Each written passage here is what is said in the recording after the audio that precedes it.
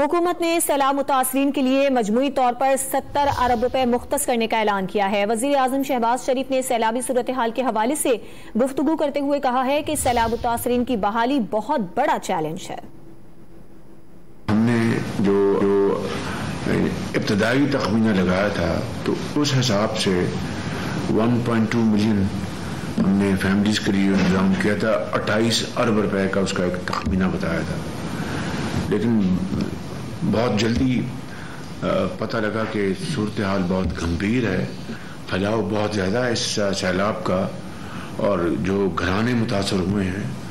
وہ 1.2 سے کہیں زیادہ ہیں، لہٰذا اب جو ریوائز فگر جو آئی ہے وہ 70 ارب روپے وفاقی حکومت 28 ارب شامل کر کے 70 ارب روپے وفاقی حکومت ان متاثرہ گھرانوں کو بیسپ کے ذریعے یعنی بے نظیر انکم سپورٹ پروگرام کے ذریعے انشاءاللہ ہم یہ پہنچائیں گے۔ ان کے بارے میں جس طرح بتایا کہ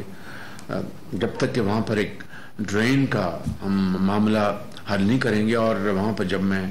کل وہاں پر موجود تھا تو بلاول بھٹو صاحب تھے وہاں پر، چیف منسٹر سندھ موجود تھے، اور وہاں پر ان کے چیف انجینئر نے